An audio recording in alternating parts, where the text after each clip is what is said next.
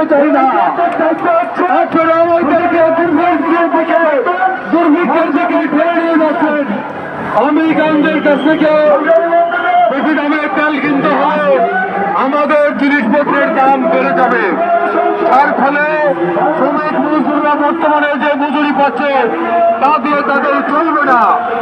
আমরা বলেছি 30,000 টাকা শ্রমিকদের ন্যূনতম মজুরি দিতে হবে। যদি দিতে না পারেন কি করবেন আপনারা বুঝেন? কাঁচা দিয়া বলাবেন না কিভাবে বলাবেন সেগুলি আপনারা ভেবে দেখেন। 2024 সালের কথা মনে করেন, রাজনৈতিক দলগুলি ঐক্যবদ্ধ হতে পারল না। রংপুরে একটা ছাত্র গুলিতে মারা গেল, তাম দেশের লোকজনরা উঠে উঠল, হাসিনা সরকারকে চালাতে হলো। রাজনৈতিক দলগুলির ব্যর্থতার কারণে প্রত্যেকে দলে দলে বুদ্ধি করে ডক্টর মোহাম্মদ ইউনূসকে আমেরিকান সেনাবাহিনীর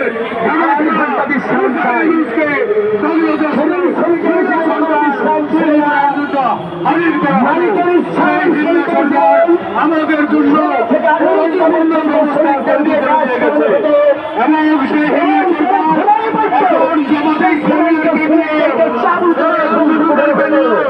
আমার আমার প্রেসিডেন্ট হতে চায়। আমরা বাংলাদেশের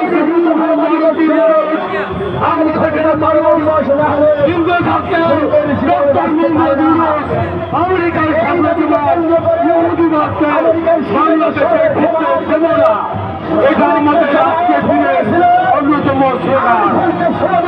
শ্রমিক কর্মচারীদের সরকারি কর্মচারীরা তাদের দাবি দেওয়া নিয়ে বাস্তবায়নের জন্য আন্দোলন করছে।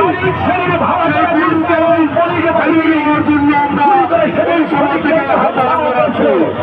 সকল শ্রমিকদের জন্য ন্যূনতম মজুরি 30,000 টাকা দিতে হবে।